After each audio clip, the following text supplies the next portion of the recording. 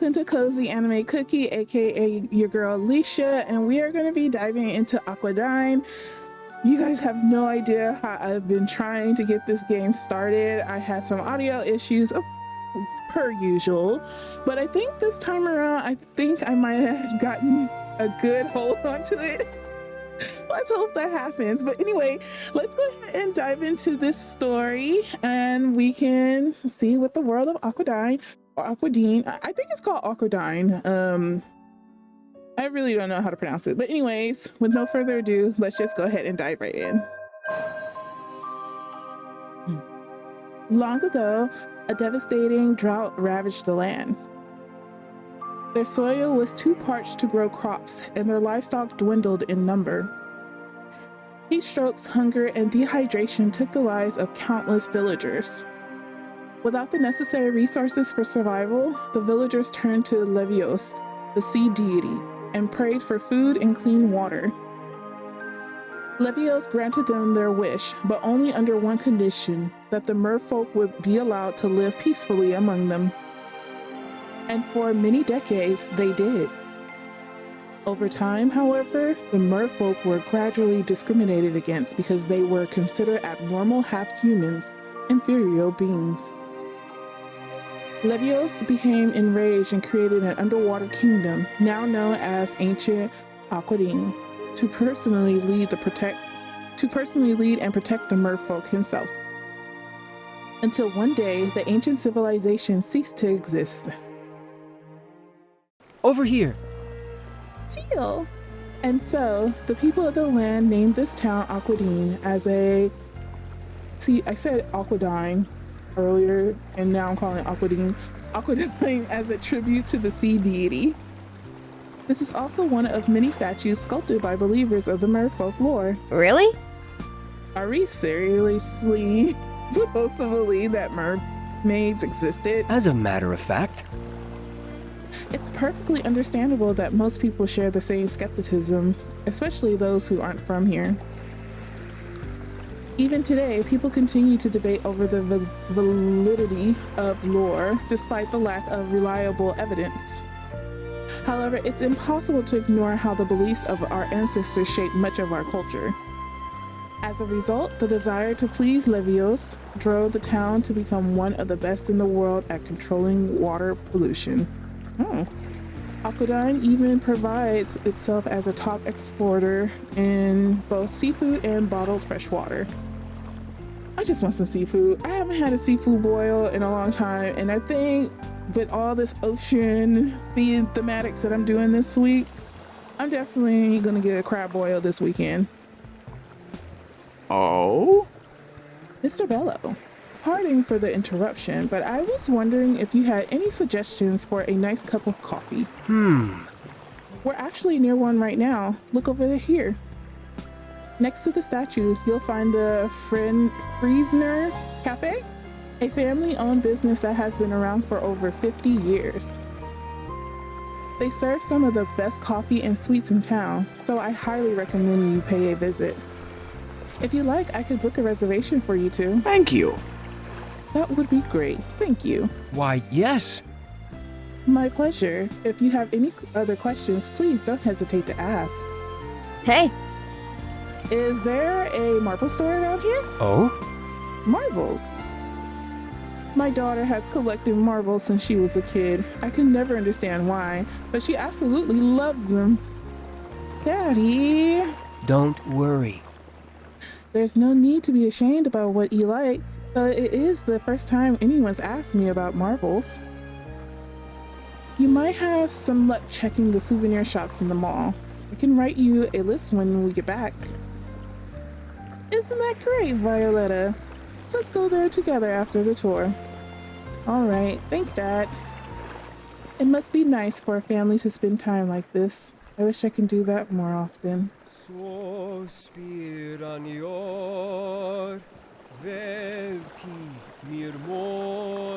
wow, his voice is beautiful. As the gondolier continues to tour the family, his smile gradually fades away. Instead, his voice takes its place, a voice that soon breaks into a baracole. Gentle rows rhythmically push through the water as calmly as the soothing breeze. The white gondola rides casually over the clear waves and glides through a narrow passage. People, enchanted by the song, open their windows and stop to listen as the sound of his voice travels across the canal. Diana! Another Diana! It's Seal's voice, isn't it? Seal is singing today. Whatever. Good for you, Diana. Where's my phone? Where's my phone? Anya continues drawing the canal while trying to ignore Diana, who is scrambling frantically for her phone. Later. Catch you later, Anya. Goodbye. Bye. Without wasting another second, Diana hurries along before she misses her chance. Diana inches her way through a crowd of people who are also attracted to the sound of Seal's voice. She is absolutely determined to get a picture with him. I gotta hurry before I miss him. As Diana chases after his voice, she bumps into someone and all of their belongings fall with them. My bad. You okay? Forgive me. I'm fine. Are you injured? Sorry about that. Nah, I'm good. Sorry about that. Diana stares at the other girl for a moment, as if she recognizes her from somewhere. Oh! Wait, I know you. You're... Farewell. Diana remains speechless as she gets a better look at the blonde. It doesn't take long before she cracks a smile. I can't believe she's here in Aquadine. Gotta get a picture with her. Oh no, my phone. I just got this darn thing. As she picks up her cracked smartphone from the ground, the other girl disappears into the crowd. Man, where'd she go? I just saw her. Well, at least I can still snap a picture of Seal. Wow. Done yet? Oh! I saw Elizabeth Rose today. I had no idea she'd be here. Can't believe I didn't know about it. Whatever. Just another human. She's a celebrity. What else could you ask for? An alien? I think that'd be more interesting than some singer. Aliens? You're so weird. Diana has nothing better to do, so she hangs around Anya a bit longer until she gets bored. The following morning begins with a little more noise than usual as a bit of interesting news made its way around the school. Classes haven't started yet, so students are speculating as much as they could please. What's up? Hey, did you hear that we're gonna get a transfer student? Really? Oh, we are? I didn't hear anything about that. Mm-hmm. Yeah, I'm kind of excited. They're saying it's someone outside of Aquadine. Who did you hear it from? The teachers. I was passing by the faculty room and they sounded kind of excited for some reason. Maybe she's really smart or something. The morning bell sounds, marking the beginning of the first class. Everyone takes their seats as the teacher steps inside. Hey, folks! Mr. Norton. Morning, class. We got a transfer student from Silver who will be joining us today. Now that the rumors are confirmed, people seem surprised that the transfer would be coming to this class. Nearly everyone's attention is directed at the door, curious to meet the new face. Let me say something. Go on and introduce yourself. A girl with blonde hair stands in front of the class, only to find the stunned reactions on their faces. Greetings. Elizabeth. Greetings, everyone. My name is Elizabeth Rose, and it is certainly a pleasure to meet you all. The class is astonished as they can't believe Elizabeth Rhodes, the famous singer from Silver, is joining them as a fellow classmate. Despite Elizabeth already introducing herself, Diana continues to stare at her with disbelief. Is this a dream? Elizabeth is also taken back by the coincidence as she recognizes Diana. She seems equally surprised. She waves back to Diana in a way that is perfectly identical to how she bids her fans farewell after a concert. Without a doubt, it's her. She's the real real deal. Oh my goodness. This is the best day of my life. Incredible. So that's why the teachers were so excited?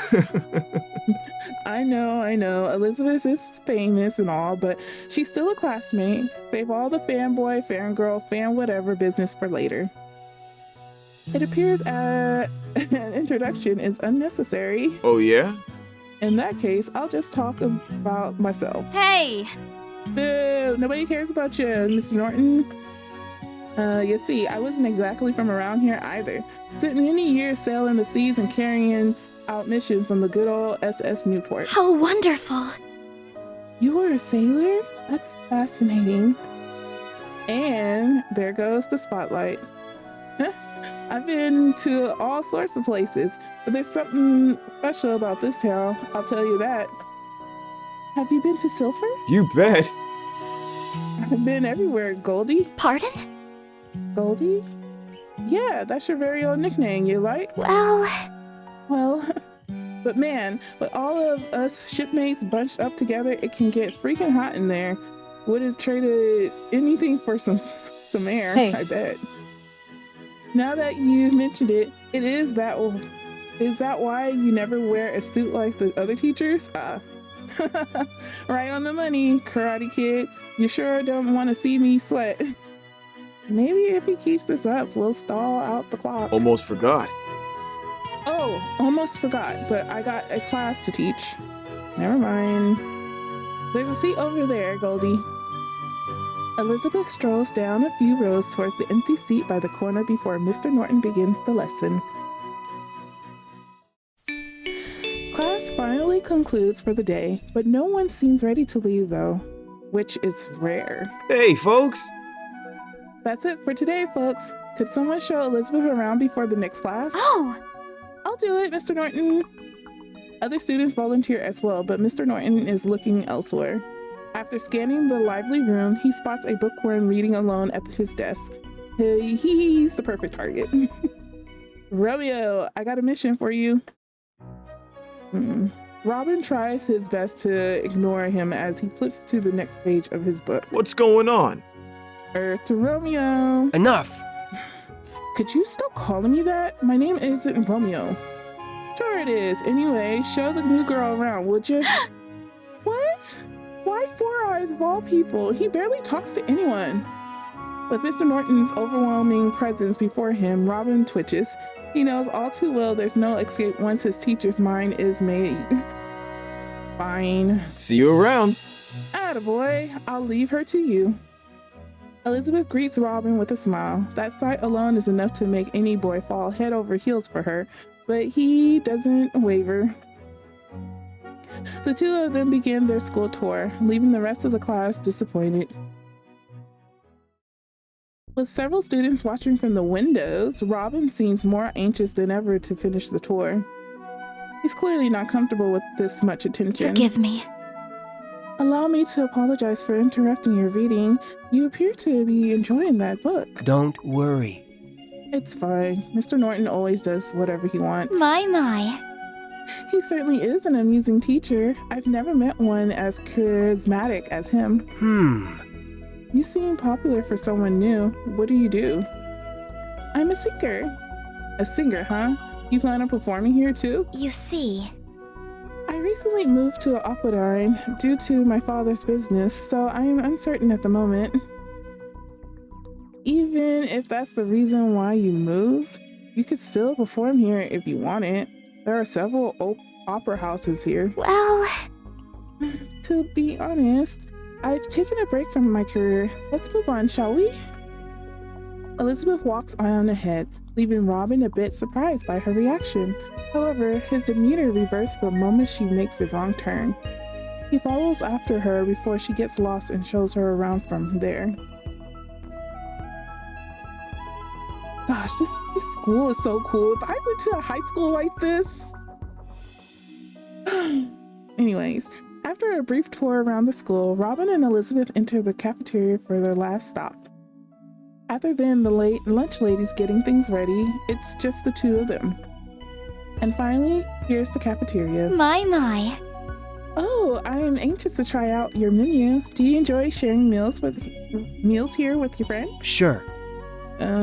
Sure. Anyway, I guess that's it. One moment. I wish to thank you for showing me around. To be honest, I was nervous about transferring schools. Really?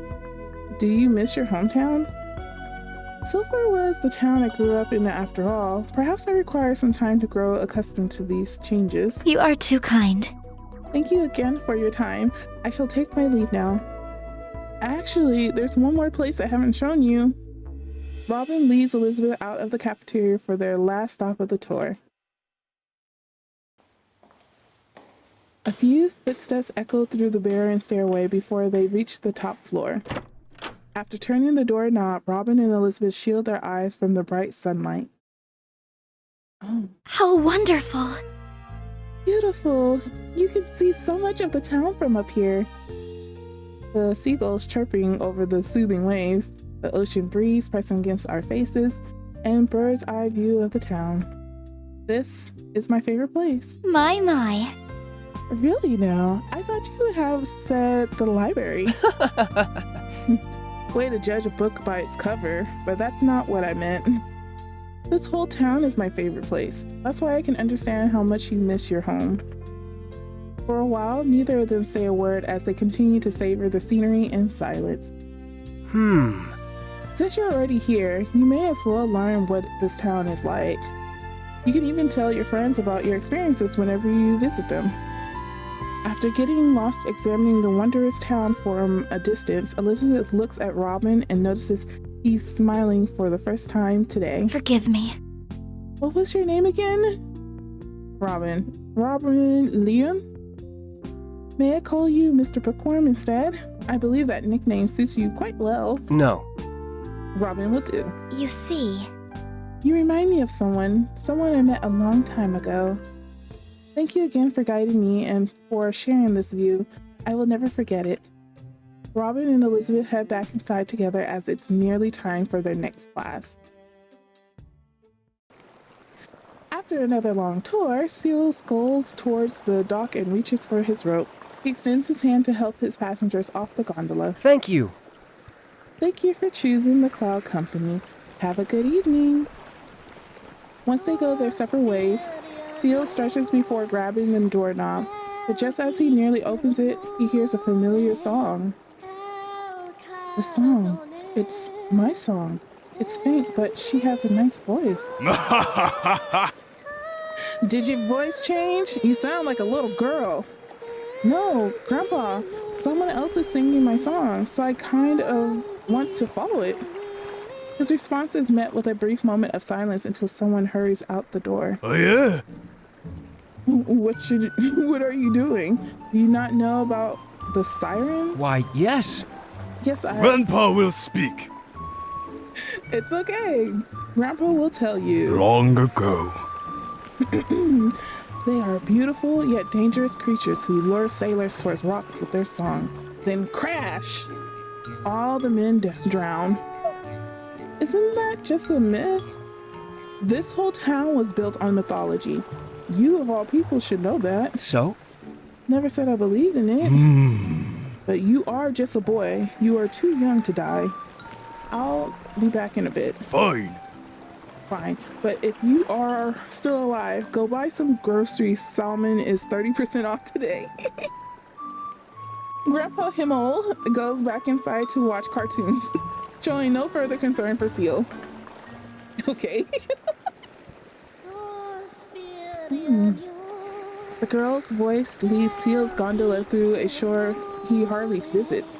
A few ghostly jellyfish appear around him, but he doesn't seem surprised. Well, I survived the rocks, so much for sirens. Grandpa can be really weird sometimes. And these jellyfish are here again. I tried telling people about them, but no one ever believed me.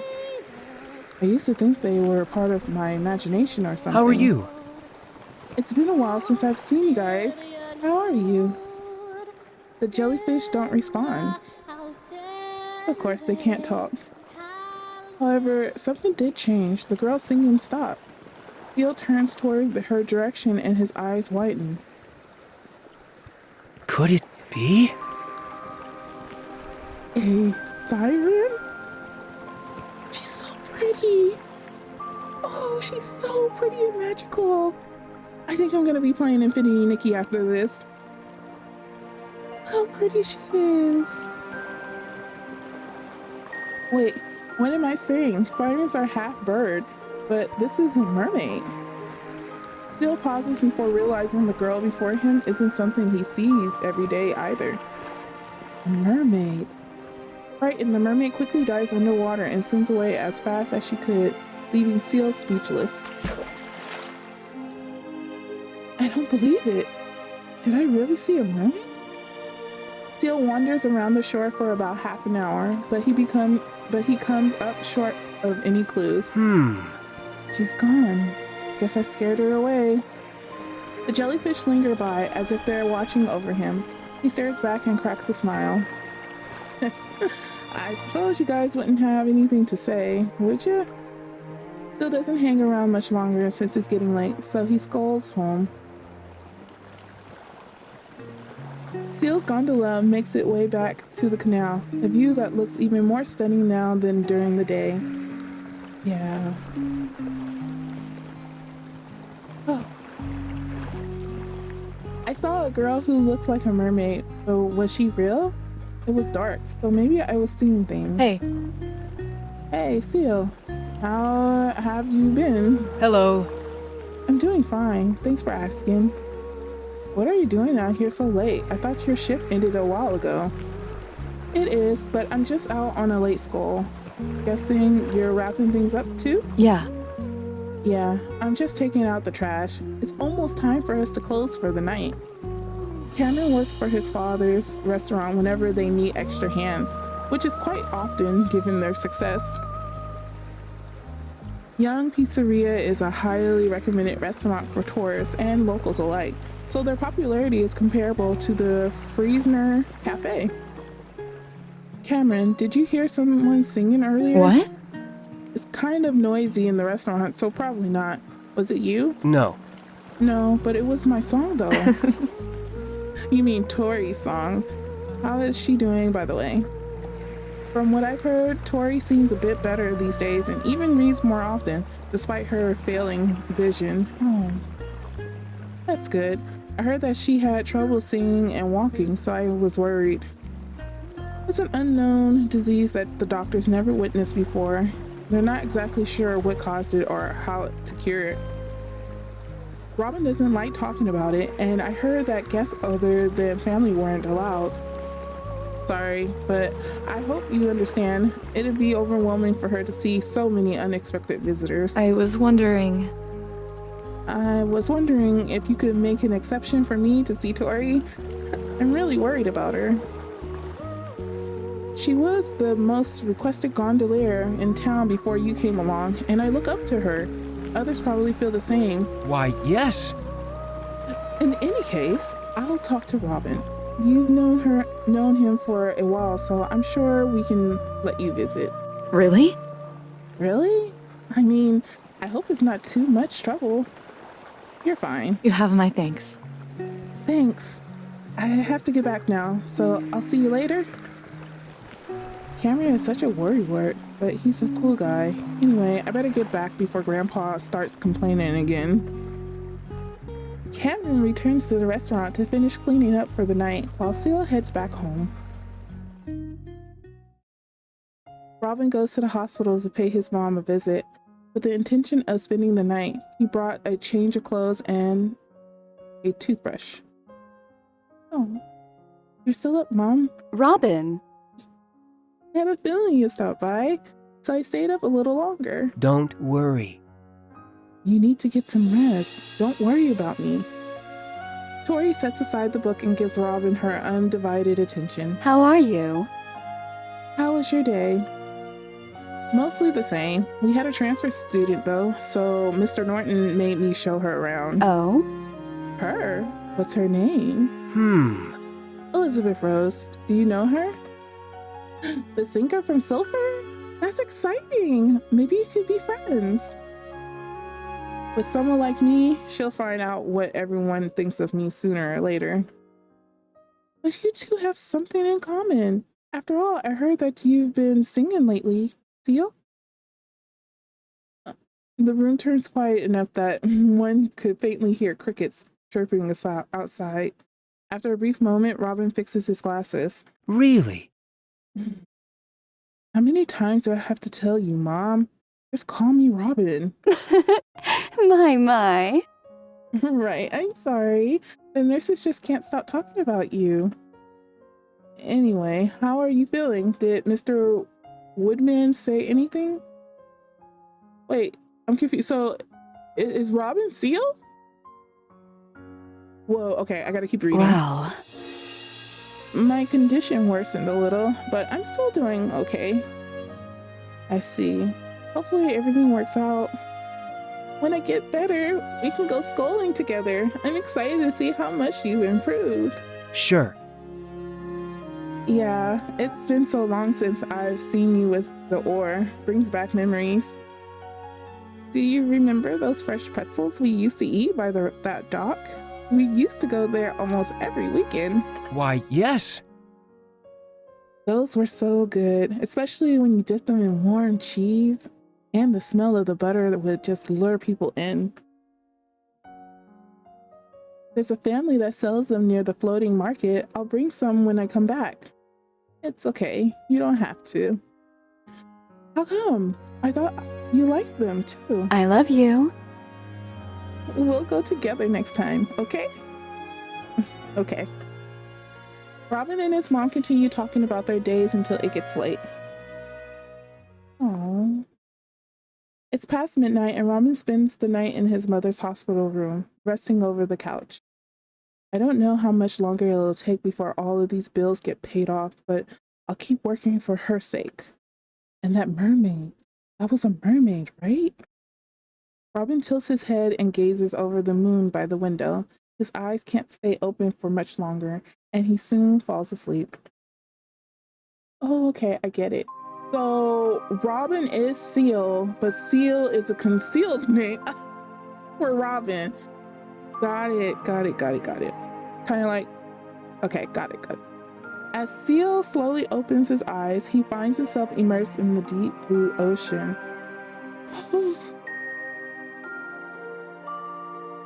Okay, this is like a beyond fantasy of just seeing undersea like kingdom, kind of like Little Mermaid.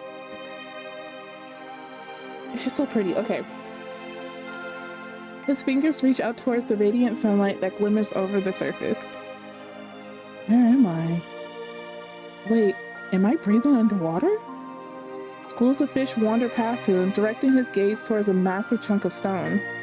What is this? Seal tries to get a better look, so he swims closer and places his hand over part of the ruins. It's covered with strange inscriptions, possibly in ancient language. Could it be? Could this be? You see. Ooh, yes, you stand before Aquadine, the true city of Aquadine. Seal frantically looks around to see which direction the voice is coming from, but no one is there.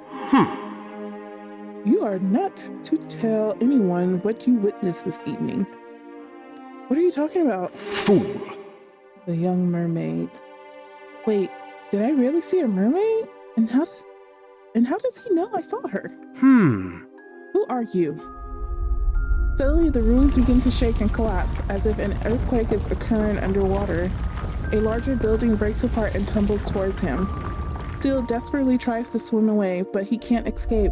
His cries are muted by the crashing stone's impact. Robin wakes up in the middle of the night, panting heavily. He notices his mother is still sound asleep before breathing a sigh of relief. It was just a dream.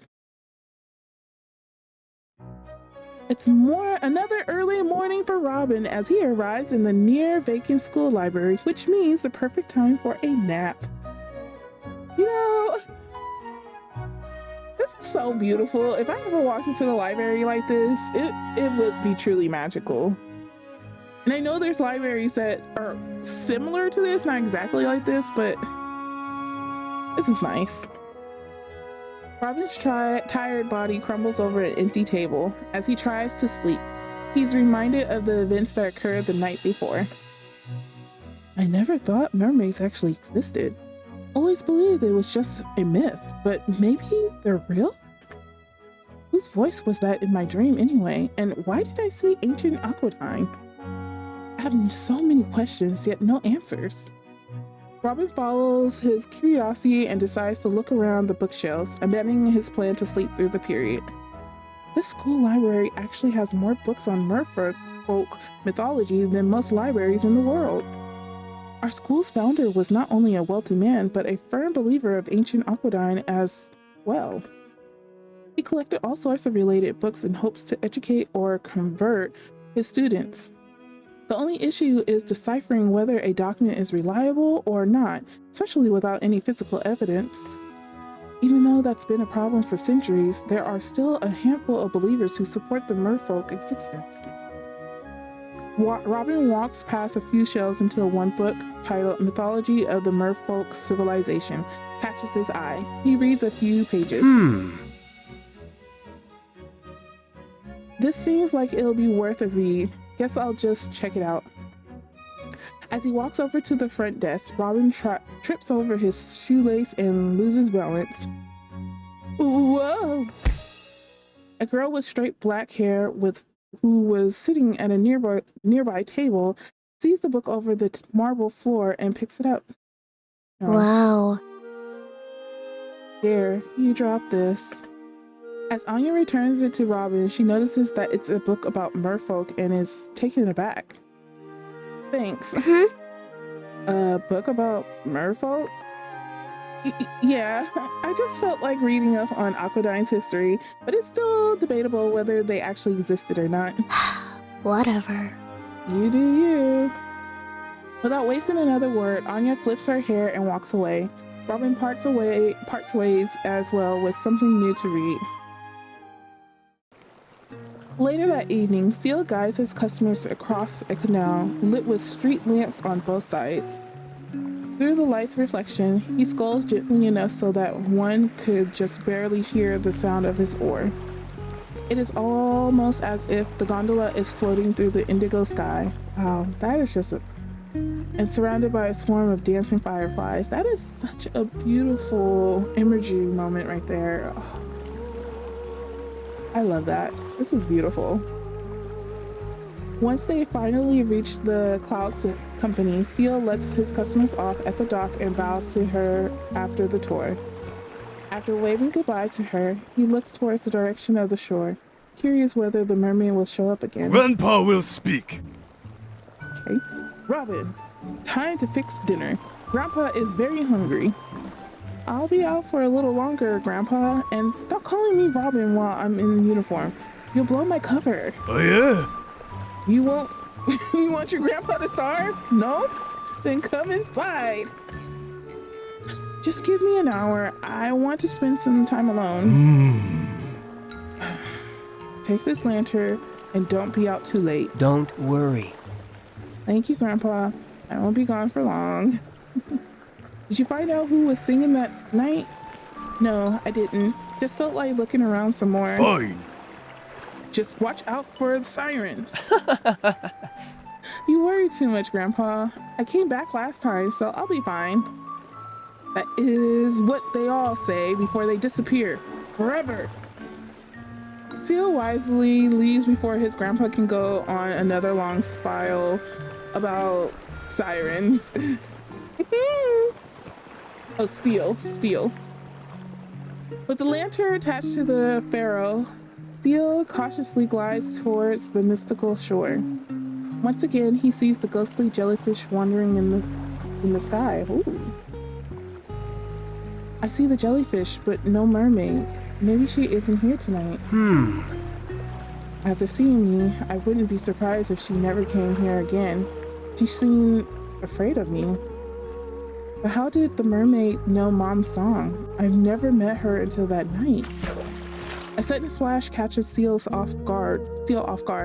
He immediately looks in that direction, but it's still too dark to see. What? What was that?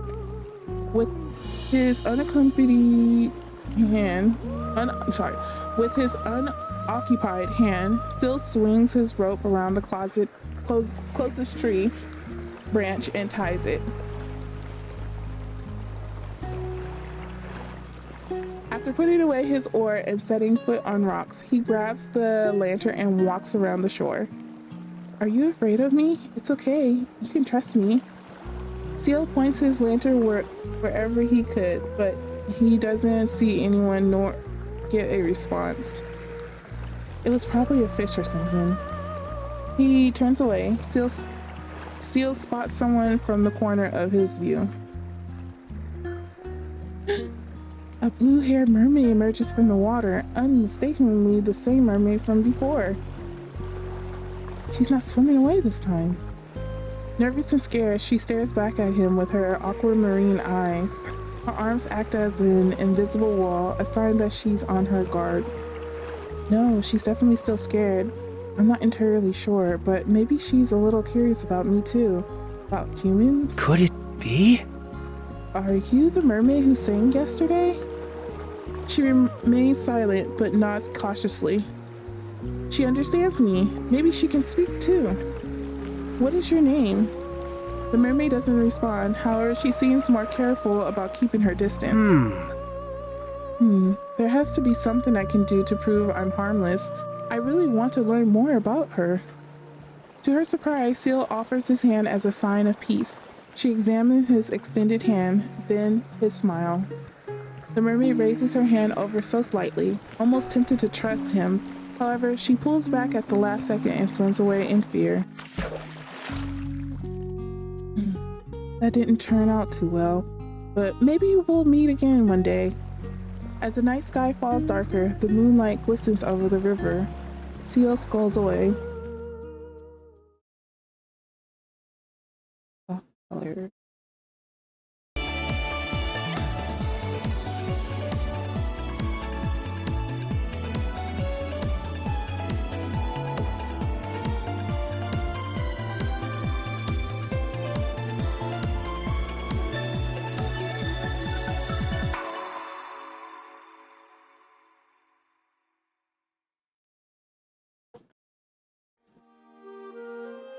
Okay, so we just had an intro to this game, and I could just say right now that I am super cheesy right now, but I am gonna have to do a hard stop here.